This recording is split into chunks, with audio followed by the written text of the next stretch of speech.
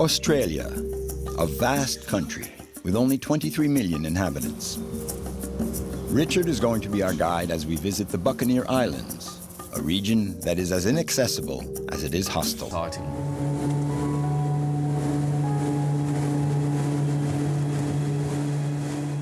Richard has to take his precious cargo to Darwin. We'll take advantage of the seaplane to leave this magical spot. But Richard will soon be back here in this territory so removed from civilization.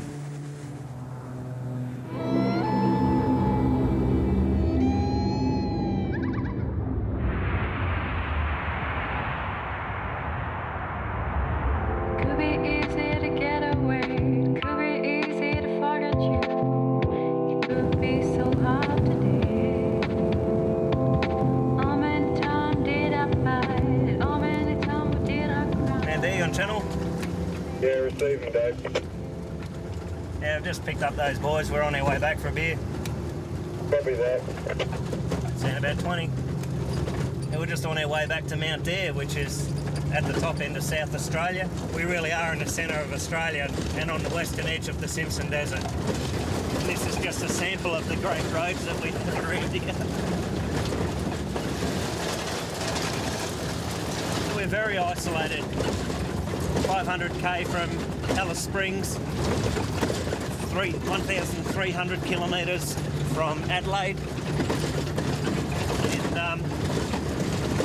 And Rock is a day's drive away, so we're sort of a long way from everywhere, but you just get used to hundreds of kilometres when you drive. Mount Dare Station, an unlikely settlement plopped down right on the edge of the Simpson Desert. It's one of those places where life makes a dogged stand. All around for 500 kilometers in any direction, there's nothing but sand and rocks. It looks like a scene out of Mad Max, but a lot less violent and a lot more laid back. Here in the middle of nowhere, but in the dead center of Australia, is where Dave has chosen to make his home along with his wife and children. He came here 7 years ago and took over a half-abandoned service station. Mount Dare Station is the only post for the brave souls venturing into the vast uninhabited and uninhabitable desert, where the temperature often gets up to 50 degrees Celsius. People never stay here long. They're just passing through.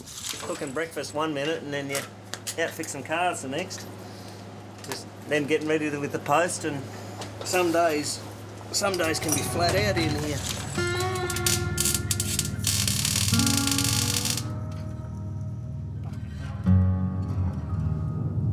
Dave is the only person you can count on if you get lost in this hostile environment. This spot does have the one natural resource that made it possible for Dave to settle here, a source of water. Everything else has to be brought in from the outside, and that means far away. This is all the supplies we need to look after all the tourists that come through. And at this time of year, it's very busy, so as you can see, we've got quite a load on at the moment. Takes us about 7 hours in the truck. It's usually 2 nights in town. And yeah, then we get back here, unload it, rush off and go and do another job. You do have to plan well ahead, and if you forget something, well, it's weeks before you get it. And our vegetable supplier forgot our lettuces. No lettuces. That's it.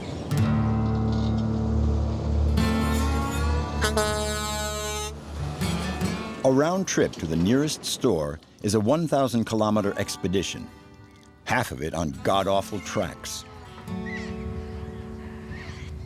We don't really have a local trade. There are some cattle properties not too far away from here, but they're 70 kilometres nonetheless.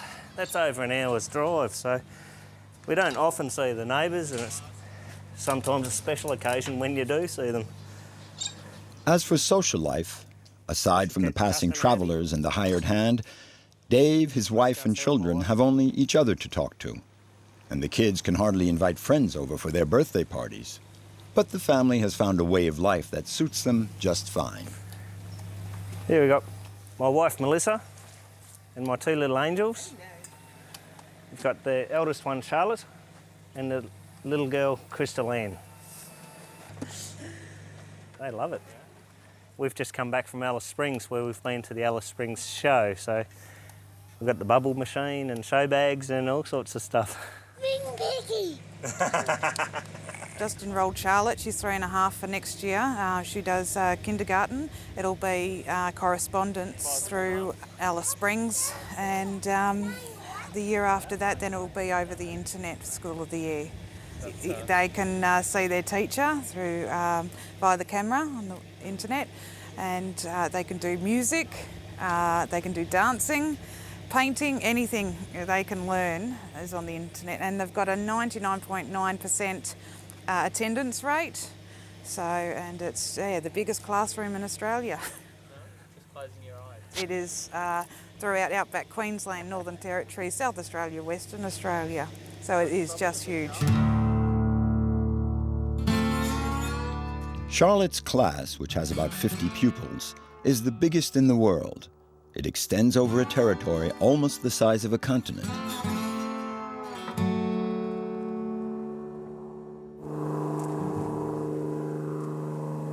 We're going out to the airfield to go and meet the plane.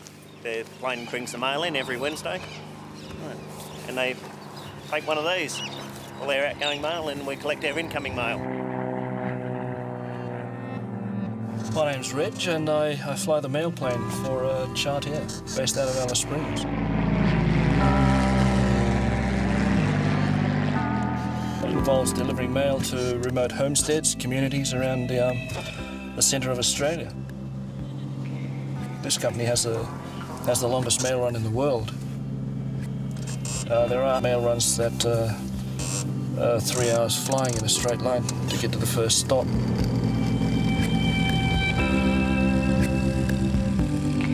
Morning. Good. And I've been preoccupied and forgot to bring you a drink out, but you're quite welcome to come over to the pub and grab one if you want one. No dramas, just the one? Yeah, just the one, probably 2 kilos. Yeah, no dramas at all.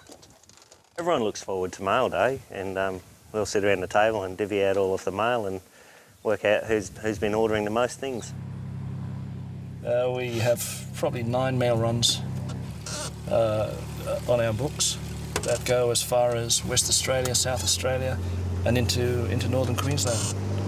And it can take you all day, a good 8.5, 9 hours of flying to complete a mail run. And that's a pretty big day.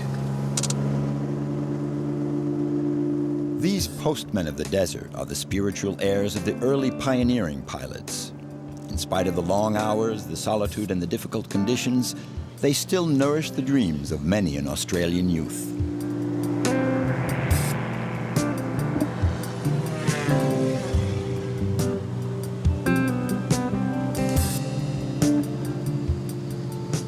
It's remote area flying. You're constantly over featureless terrain. It's pretty hard navigating out here. We rely on a GPS unit to get us from point A to point B. In the event that you do have an engine problem, we generally just pick a good place to put it down, and we've got supplies on board to last us at least 3 or 4 days, water and food, and we've got radios on board to attract the rescue crew if we need to. I'm quite fond of the red dirt, the Simpson Desert, the Tanami Desert. It's quite it's comforting. It's very interesting.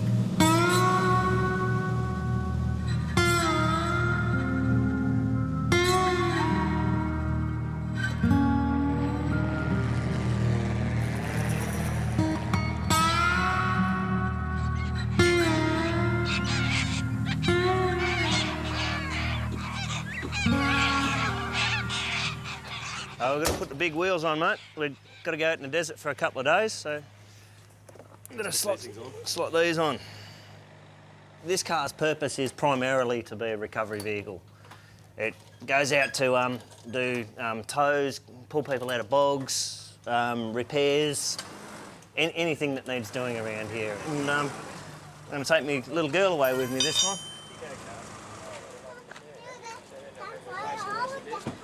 Yeah, you going to stay in the swag? Yes. All right. See ya. See you in a few days. Bye.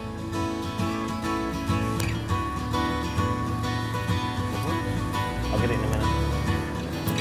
Ready for big trip?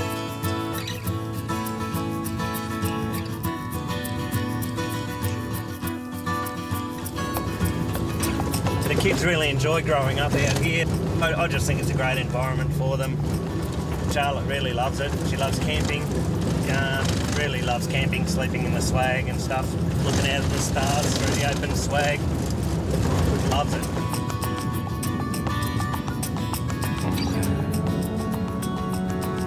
"4 hours on the road, and the landscape is still the same. Dave doesn't get tired of it. He chose to live here in the company of these huge sand dunes. Just being able to live and work in country like this is just special. You know, you don't want to be battling your way through traffic. I'd rather battle my way through sand dunes, you know. Yeah, we're going to camp just here, Charlotte. This be a good place for the camping. Yep. And to get. There you go. Get the camping stuff out now. Yeah. Oh.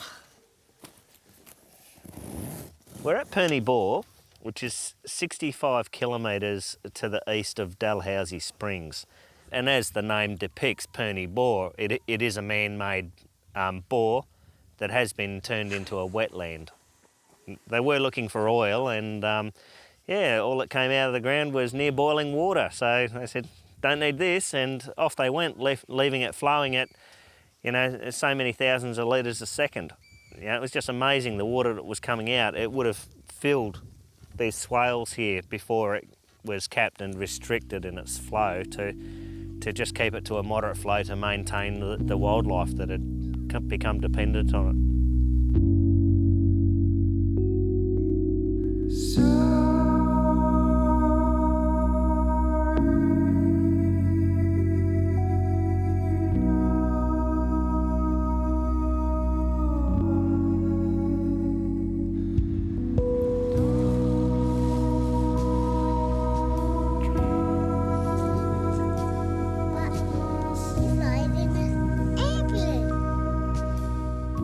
To raise kids out here has been a great privilege. Just this morning, Charlotte gets out of bed and says, come on, Dad, let's go and find some camels. You know, how many other kids are going to get out of bed and say that in the morning? This is Australia's largest sand pit. She plays out here, you know, like any other kid plays in their backyard, but I just think the scenery around here is just a little bit more special than the average backyard.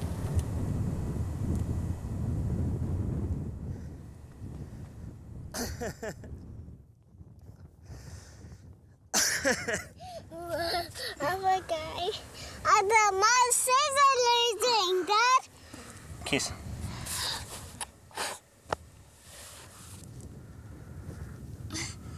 Oh, Dad, you know it's a sand pit. Yeah, it's a big sand pit, isn't it?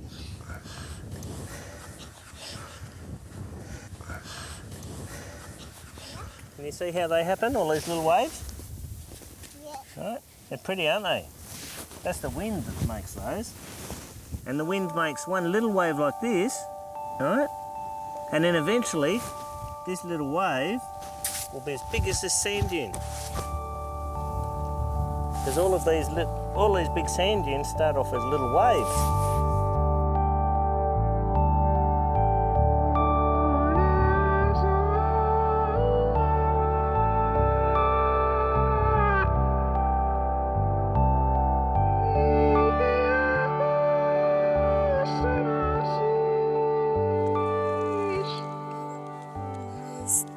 Star's gone. Where's the stars gone? Died in the sky.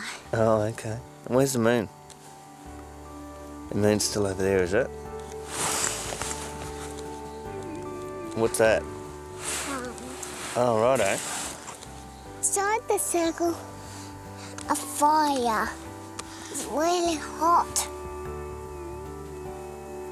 Hey, look, a spider. He's looking for his mum. He can't find anywhere. Oh, no. I nearly touch him. He might hurt. Spider, just keep going to your mum.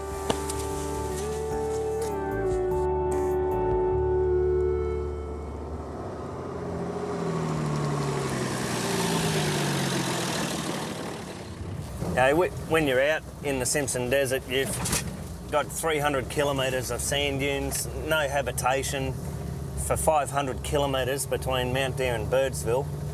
And it's the vastness that is out here, it's just undescribable. It's really something that you have to see to feel, I think. It's God's own country, you know. It's the colours around here, the beautiful rich reds are just fabulous. I love it. 6.5 years I wouldn't be here if I didn't like it. It's hard work, no doubt, but yeah, it's a great environment. It's peaceful. I just think it's great.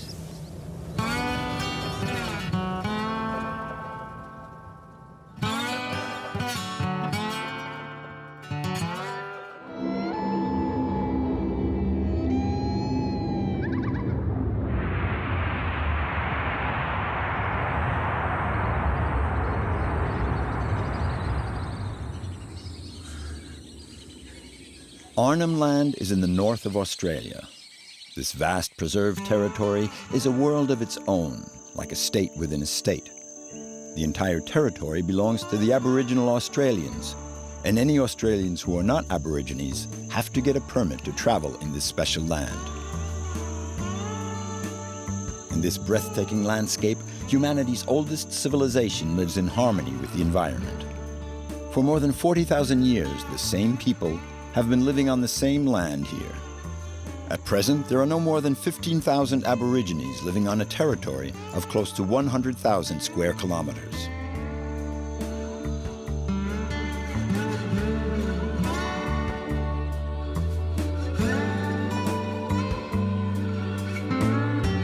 My old people, ancestors, walked this country from thousands of years. And they left the old track here. This is tough country. You have to have a lot of knowledge to survive on this country. My father taught me how to live on country, and he learned from my grandfather. The knowledge has been passed on to this country. In the heart of this peaceful landscape, we meet Otto Bulmania. He's a clan chief. According to tradition, each clan lives on its own territory and moves around according to the seasons. Before, when Otto's father or grandfather would roam with the family, they could easily cover more than 400 kilometers on foot on their clan's territory.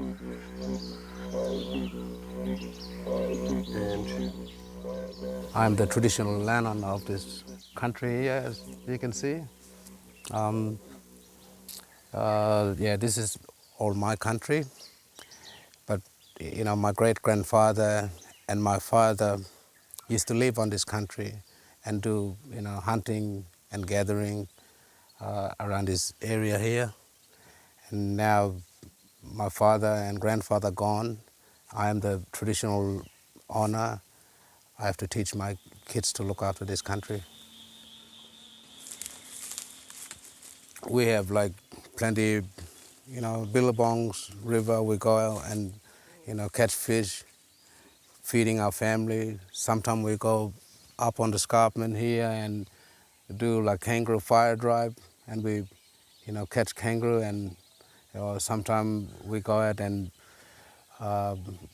do shopping in town, you know, like basic food that we get them, flour, tea, sugar, and we come back and stay in the bush. Otto spends a lot of time roaming out in the bush, hunting or passing the traditional lore on to the younger members of his family. Here he's out with Russell, one of his nephews. In the 1920s, white farmers introduced water buffalo to northern Australia, and they have adapted very well. Too well, in fact. They've thrived so well that they've become quite harmful to the environment. Their hooves do a lot of damage to this fragile land, so their population has to be strictly limited.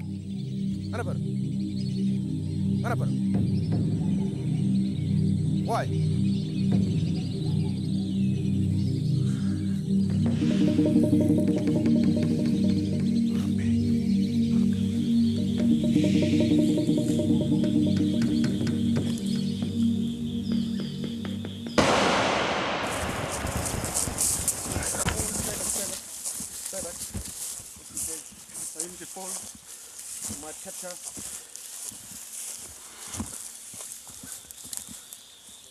This bull is really injured and it's really dangerous.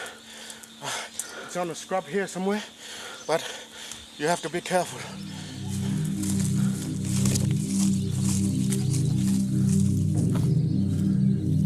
There's no hunting season for the Aborigines. They hunt to live all year round according to their needs.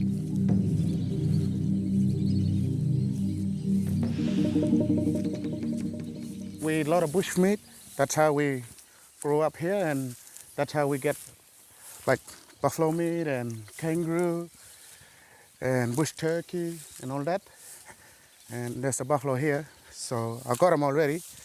I think I might have a look what sort of meat I need, and I'll get it out as soon as I get it out. And I think that's our bush food.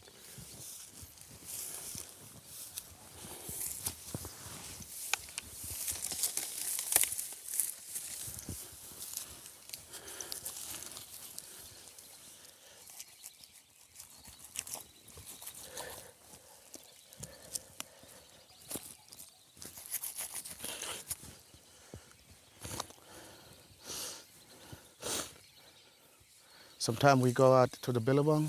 We had a lot of lilies in the billabong, but now it's all gone from the pig and buffalo. So we have to get rid of them all the time sometimes. Keep the number down and keep them out from the good place. Living off the land also means protecting and taking care of it. It's a family affair, and each member has to do their part. Russell and his little brother Simon have gone out into the bush. They've been camping here for 5 days now. They call this a walkabout, a period of roaming without any specific destination. The land, it'll take my breath away always. When I'm out in bush, it's really strong culture, and the way we sit around the campfire light, and yeah, I like it out here, and it's really beautiful, and the way you can hear the water, and it's really, really quiet, nice and quiet. And from where I'm sitting down here, I go to bed, and if I'm looking at the sky, I can see all them stars, a million stars all over me. And it's beautiful.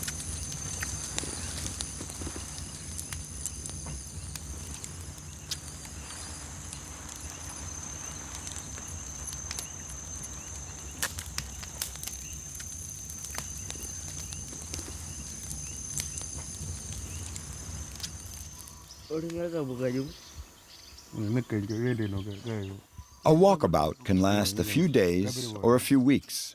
It depends on how the spirit moves them. They take their time to camp, hunt, and simply enjoy the landscapes. This is the normal life of the Aborigines.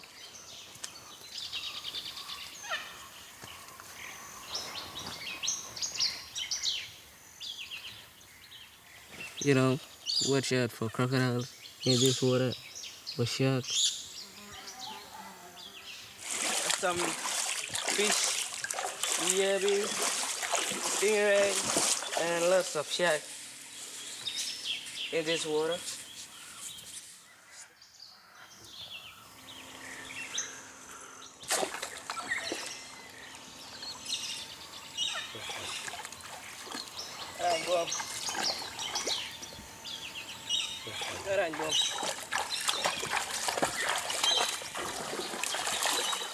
This is my mother country, you know.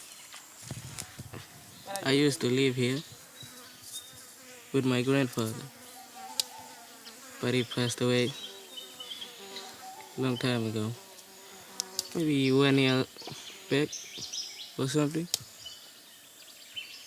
I used to show him spear a kangaroo on his country.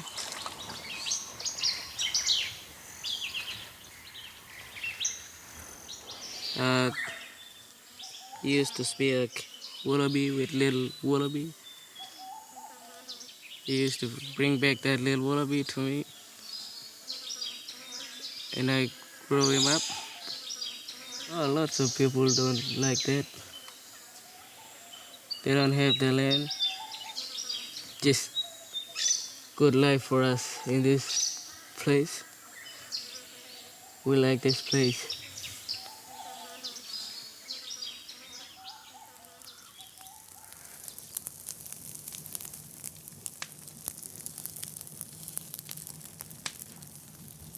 Bushfires raging out of control can be devastating for these parched lands. For ages, the ancestors of Russell and Otto have been using fire to fight fire, to avoid the extreme ravages it can cause.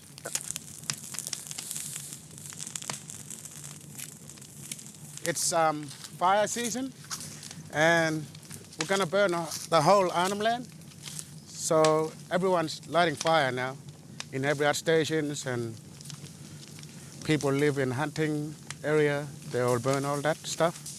So it's fire season.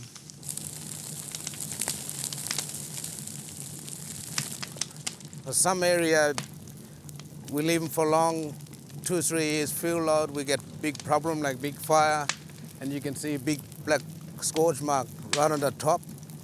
And for this sort of fire, it's a cool fire.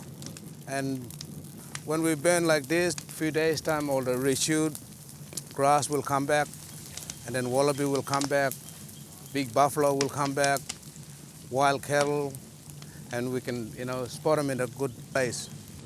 It's very old system, like it's been from the very beginning, since our ancestors' time.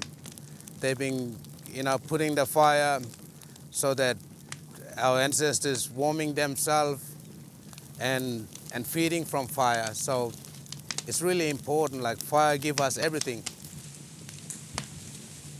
Russell's family appears out of the smoke.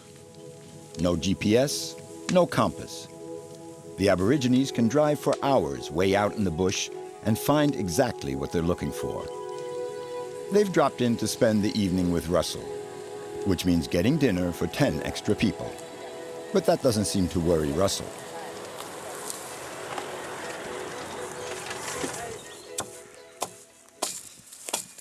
While Russell goes off hunting, Otto makes ready for the evening's festivities.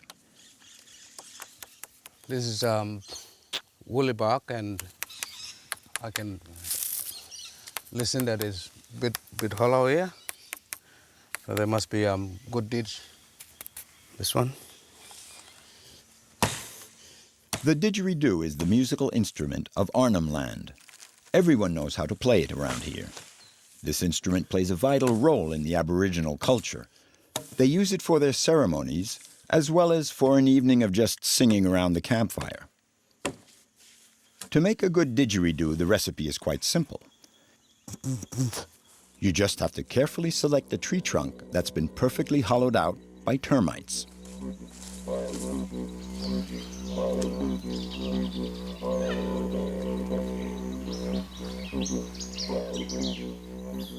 And I got a lot of family, just came up for visit. So I think I need to get a lot of meat a little bit and take it back, and we'll cook them around. And I think we'll sit around the campfire. Saturday night out. That's a family night to enjoy eating and have fun and talking each other. And I think we're gonna have a big feed and wash our hands, and I think go to bed.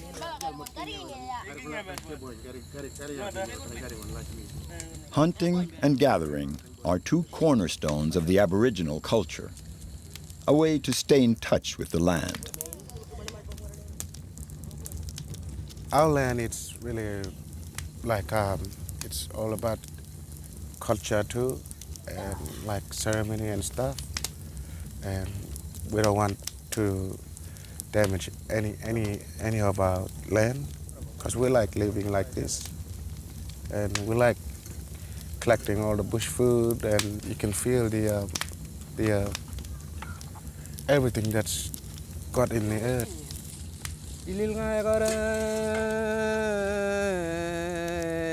jilil ngai gore, marngare ngalibi bay, daimre boga boga, blumbele jiberai, raja darnanai ngalam ngalam, jilil ngai gore, marngare ngalibi bay. Dân này vào. Đây đẹp.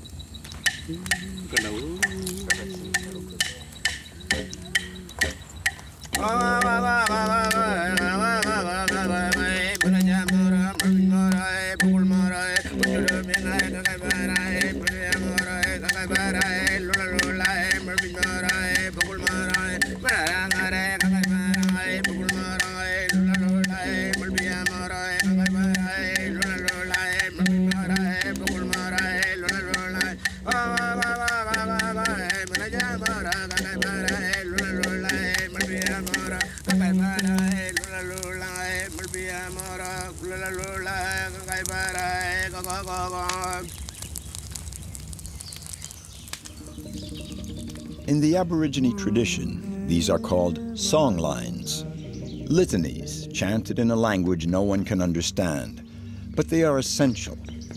The Aborigines say that it's the language of animals. One song line will describe the course of a river and all the wildlife that lives there. Another will retrace the limits of a specific territory and the animals that inhabit it. Each one of these songs is an element of the Aborigines' history and describes a piece of territory. The song lines are, in fact, the proof of ownership of a family clan, something like an official land deed, and the totality of these song lines form a sort of land registry plan.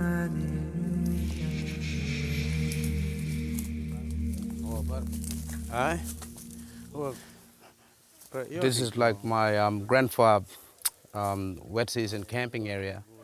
During floodwater, he used to come and camp here for black wallaroo, for hunting kangaroo. There's no any car track, pretty rough country. It's a middle of nowhere, and you can find them this sort of painting around this everywhere. All these oral and pictorial traditions go back to the dawn of time. They're a way of transmitting information, and even though they're not written, they're just as precise. For Otto and all the Aboriginal Australians, the history of their people is made up of a succession of personal anecdotes.